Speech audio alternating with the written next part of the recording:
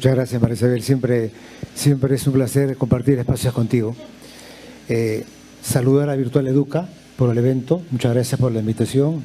Pepe, gracias por el trabajo que estás haciendo en Universidad 2030.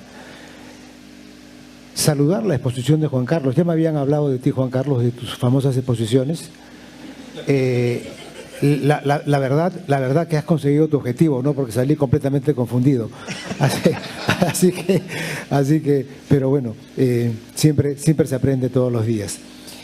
Antes de abordar el tema, yo quisiera señalar algo que me parece relevante y que tiene que ver con la educación superior. Y específicamente el ambiente de la educación superior que está viviendo el país. Los peruanos lo sabemos perfectamente. Y en ese escenario yo quisiera rescatar algo sabiendo que desde que se dio la ley universitaria en el año 2014 hasta la fecha, que no superan los 9 años, han pasado por el país 14 ministros de educación. En menos de 8 años, o menos de 9 años, 14 ministros de educación. Eso da una idea de los efectos que pueden haber en relación a las articulaciones que dan las autoridades públicas, los actores del sistema educativo en general y de aquello que se puede avanzar.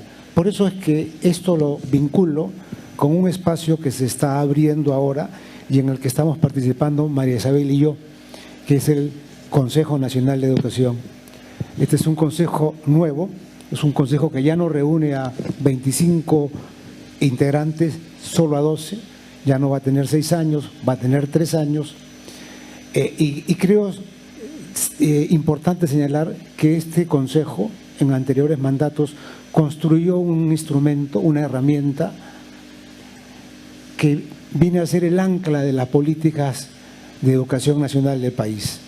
Es el Proyecto Educativo Nacional al 2036. Se construyó a lo largo de 3 años, participamos muchísimos actores. María Isabel, entiendo que en ese momento pertenecía al Consejo Nacional de Educación, se difundió por todo el país durante 3 años y es un instrumento que se ha desarrollado con foco en la ciudadanía, en una ciudadanía plena.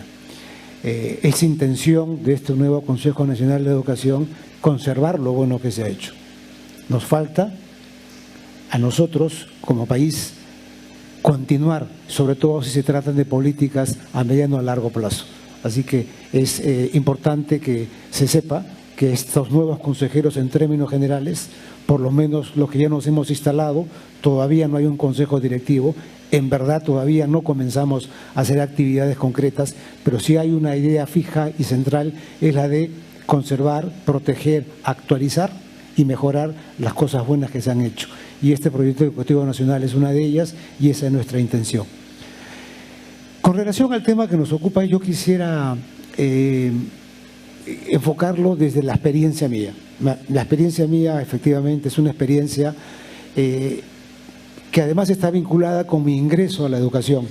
Mis primeros años profesionales estuvieron más vinculados con el derecho corporativo, con el derecho financiero, comercial, que fue lo que yo estudié en Siena, becado por la Universidad de San Marcos, donde estudiamos con este amigo común.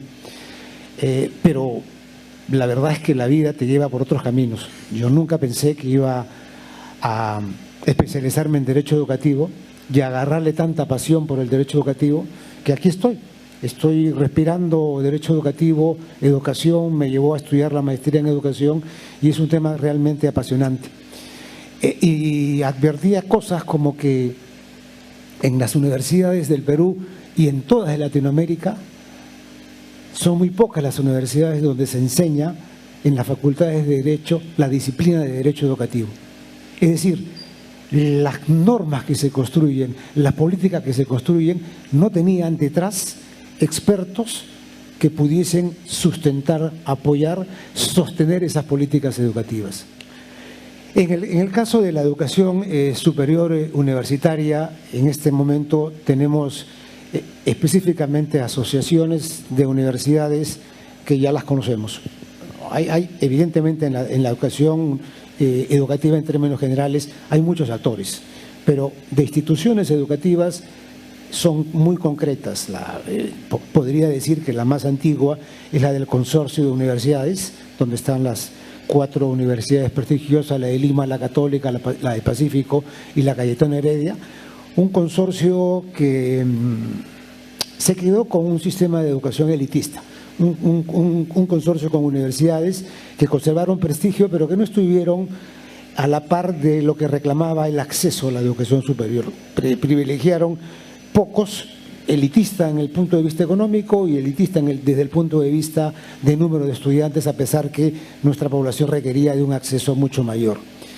Se creó, por tanto, por los años 90, en la década que muchos llaman la década perdida en términos generales, y en el año 95 se dieron unas recomendaciones famosas del Banco Mundial, siempre la da el Banco Mundial, específicamente en el área educativa, advirtiendo lo que pasaba en el sistema educativo latinoamericano en términos generales. En todos nuestros países estamos todavía, creo yo, con un sistema muy vinculado a una reforma de Córdoba del año 1918, mirando al pasado con un sistema educativo histórico, pasado, no un sistema que esté vinculado con la tecnología, con lo que requieren los problemas del siglo XXI.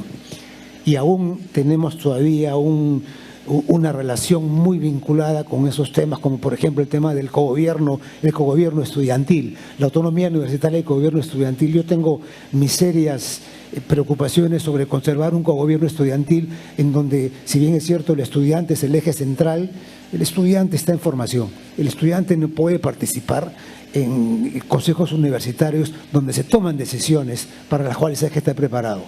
Esa fue una de las iniciativas que tomamos justamente en el año 2018 en la misma Universidad de Córdoba con motivo de los 100 años, y nos animamos a expresar esto de que efectivamente el estudiante tiene una presencia importante, debe participar, pero no pues en decisiones para las que no está preparado. Al contrario, está en plena formación. Evidentemente eso generó una reacción de todos los estudiantes en Córdoba, pero bueno, había que decir lo que correspondía decir. A partir de allí, que fue una presencia en representación de las universidades privadas de FIPES, con motivo del año 95 se crea un decreto legislativo muy polémico hasta ahora. Es el decreto legislativo del año 96, el 882 del gobierno del señor Fujimori, que permitió el ingreso de la iniciativa privada, también societaria, en el sistema educativo en el Perú. Y lo que trajo fueron distintos efectos, pero lo central, desde mi punto de vista, fue que trajo al sistema la gestión privada en la educación. Y eso creo que fue buenísimo.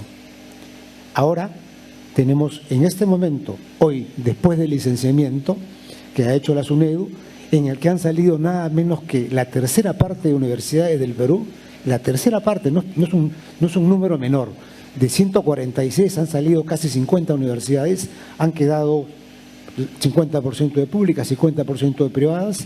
Aún con ese 50%, la iniciativa privada en el Perú abarca más del 70%. La formación de la educación superior, universitaria y tecnológica es atendida por la iniciativa privada en más del 70%. Un caso similar ocurre en Brasil. A nivel latinoamericano ya estamos superando más allá del 50% de iniciativa privada.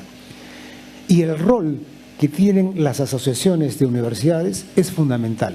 Y esto lo relaciono con algo que dijo también Juan Carlos: uno para todos y todos para uno. Es una asociación de colectivos, es una asociación donde hay concertación de voluntades. Por tanto, tienen que haber mecanismos en donde se prioricen temas que no necesariamente sean aquellos de interés, que también debe haberlos, de las propias instituciones educativas, interés del sistema, para poder fortalecer el sistema, en donde no solamente se hable de presencia privada relevante, sino de fortalecer también la educación pública. Así como me expresé del consorcio, existen en el sistema 2 asociaciones de universidades públicas, dicho sea de paso, con las cuales desde FIPES tenemos alianzas estupendas, y las que por iniciativa nuestra hemos ya realizado 11 mesas académicas, 3 foros, el tercero se va a realizar en el mes de mayo, entre el consorcio, FIPES y estas universidades públicas. Es decir, una alianza de alianzas que va creciendo y en donde se abordan temas que a veces el Estado no prioriza y no pone en agenda. Este tipo de alianzas permiten poner en agenda temas relevantes desde nuestro punto de vista que a veces el Estado no coloca en agenda. Eso es muy importante. Eso es muy importante porque podemos hablar de temas como la virtualidad, que para un ministro de Educación, con el cual conversé luego de un CADE, y le decíamos de la necesidad, con plena ley universitaria, que tenía en su momento las limitaciones de la educación virtual 5%, a ese ministro le dijimos personalmente, hay que modificar la ley universitaria, no podemos tener esas trabas. Con un mundo tecnológico hay que darle la virtualidad para poder tener inclusión con calidad, por supuesto. Él no creía en la virtualidad, él creía en la presencialidad. Y no es una crítica, obedecía pues a una forma de pensar presencial que no miraba que la tecnología abría un mundo de mejoras. Coincido igual que la presencialidad acaba siendo un componente con una formación emotiva, una formación que en la educación básica es indispensable, por ejemplo, en la educación superior a otro nivel, pero la presencialidad es muy importante. Esos temas se logran cuando se concertan voluntades y cuando hay asociaciones que tienen un rol importante. Y esto no solamente es un tema de experiencia, es un tema, digamos, de articulación, es un tema de creación de confianza. Creación de confianza porque cuando hay que desarrollar la actividad como asociación hay que acudir a las autoridades, hay que acudir al Congreso, hay que acudir al Ministerio de Educación, hay que acudir a la SUNEDU y nosotros tenemos experiencias sumamente valiosas. Ustedes recordarán que con motivo de la pandemia, el año 2020, en marzo del 2020, que desnudó las falencias de nuestro sistema con el tema de la virtualidad, las universidades públicas no tenían manera de responder con una continuación educativa. No había manera. Mi alma mater, la San Marcos, perdió un ciclo ese año. Comenzó en junio o en julio recién las clases, porque no había manera de que pudiesen aplicar virtualidad en plena pandemia. Las universidades privadas, con sus posgrados, que ya aplicaban virtualidad, pudieron hacerlo, con muchos tropezones al comienzo. Pero no solamente tropezones, con unas críticas letales de la comunidad educativa, de padres de familia, de estudiantes que reclamaban a viva voz, bajen las pensiones. Y entraron a un tema de pretender controlar precios y pensiones en las universidades. Porque como la virtualidad no requiere estructura, no requiere campo, profesores que se conectan por internet, hay que bajar las pensiones. Y eso fue una masacre contra las instituciones educativas. Fue un año 2020 nefasto, pero que desde FIPES, en el Congreso, que se habían generado 9 proyectos de ley en ese sentido, tuvimos que hacer un trabajo congresista por congresista para hacerles entender que no era la manera de abordar este tema simplemente, y no porque además era un tema inconstitucional, absolutamente, el tema de rebajar las pensiones, sino porque había que pensar en cómo se abordaba esto en función de todos los actores, estudiantes, instituciones, el Estado mismo. Pero los reclamos eran tan grandes en el 2020 que ahora, en el 2023, y desde hace varios meses, no se habla absolutamente nada de esto. Absolutamente nada de esto. Fue temporal, respondió un momento. Reacciones naturales, por supuesto, pero reacciones naturales que se hubiesen avanzado y no hubiesen habido asociaciones como las nuestras, que tuvieron la permanente obsesión de explicar por qué eso era no solamente inconstitucional, sino además problemático y negativo para la educación superior, esa hubiera sido una ley que hubiera nacido. Y avanzó tanto que recién en el Pleno se pudo eso conseguir, se pudo controlar con una serie de informes. Fue un trabajo de más o menos año y medio. Ese es el tipo de labor importante que pueden conseguir los gremios. Eso no solamente benefició a las 14 universidades que están en FIPES, de las casi 96 que hay en el Perú. FIPES reúne a 14 universidades, tiene una matrícula muy superior que las casi 50 universidades públicas. Y con esto no quiero decir que la matrícula sea un indicador exclusivo o definitivo para marcar calidad. La calidad es otro tema. Pero la calidad se habla después del acceso, pues. Si no tienes acceso, ¿de qué calidad vas a hablar? Se habla primero por el acceso, que es el primer indicador para poder mejorar el sistema de calidad educativa. Entonces hemos advertido temas como, por ejemplo, que en cuanto a la acreditación de la calidad educativa, por acá he visto a personas que están en agencias acreditadoras. Me parece que María Camila está en una agencia acreditadora. Ha sido un tema que ha sido absolutamente descuidado en el Perú. Absolutamente descuidado. Con la ley de reforma universitaria se potencia, se fortalece el CINEACE, se habla de una autorización por la que tenían que pasar todas las universidades y se entendía. Se entendía porque el sistema peruano venía con un sistema desorganizado, con poca presencia del Estado, y yo soy de los que creen que tiene que haber un Estado como ente rector. Alguien tiene que organizarlo. No creo que deban ser las instituciones educativas. Tiene que ser el Estado, un Estado bien constituido, un Estado limitado en las actividades, como está en la Constitución peruana, un rol rector del Estado que dicte lineamientos académicos generales, no específicos, porque los específicos entran en la autonomía de las instituciones educativas que la tienen que tener. Y además dicta las condiciones para entrar al sistema. Se entendía que al año 2014 entráramos a un nuevo proceso de licenciamiento. A nadie le gusta que lo vuelvan a autorizar. A nadie le gusta que después que ya se recibió de profesional le digan ahora vas a tener que dar otro examen para ser profesional. Pero en ese caso, desde mi punto de vista, se entendía porque el sistema había que fortalecerlo, había que sanearlo y además aplicarlo para aquellas universidades que recién entraban al sistema. Para las que recién entraban y para las que estaban, para sanearlo. Eso ya se consiguió. Ya estamos saneados. Ha salido la tercera parte, casi 50 universidades. Las que están licenciadas. Toca ahora, luego que se ha saneado, toca una articulación en base a confianza para el sistema. Una articulación en la que los actores del sistema educativo sean actores que miren a las instituciones educativas, acompañándolas, supervisándolas también, por supuesto, pero no bajo carácter punitivo y no bajo asuntos en donde se miran como si fueran opuestos, partes opuestas. Todos estos temas, y voy concluyendo por ahora, son temas que interesan mucho a las asociaciones de educación superior.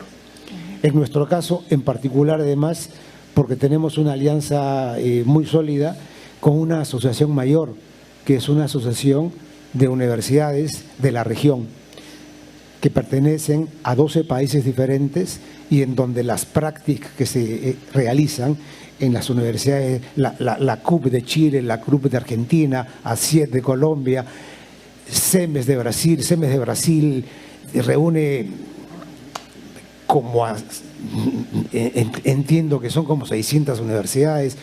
Brasil es un mercado, es otra cosa, es un continente aparte. Todos nuestros estudiantes en la educación superior en el Perú, todos juntitos, todos que son casi 2 millones, ellos los tienen en educación virtual. Brasil inclina la balanza para la educación superior en toda Latinoamérica. Bueno, esa experiencia, ir a Brasil, que tiene un sistema educativo muy parecido al peruano, inclusive en acceso, muy parecido, donde la presencia de la iniciativa privada es importante, y no nos olvidemos que Brasil tiene la prevalencia de las mejores universidades en la vida latinoamericana, ¿no? Con Sao Paulo a la cabeza. Y por tanto las prácticas que se pueden tener y se pueden compartir son valiosísimas. Ir a Brasil es como viajar al futuro 10 años y saber lo que va a pasar acá. Ellos están con el tema del compliance y los debidos cumplimientos ya aplicados al sistema educativo y libros y con todo. Entonces hay una serie de prácticas y de experiencias que fortalecen a las asociaciones que formamos parte, y eso hace que nuestro aporte no solamente sea un aporte de interés legítimo de nuestras universidades, sino un aporte reunido que se, digamos, alimenta de toda la región. Por tanto, acabo señalando que se habla muy poco de las asociaciones y del rol que desde mi punto de vista es relevante de las asociaciones que como FIPES forman, o Asiste Perú, forman parte del sistema de educación superior del Perú. Muchas gracias.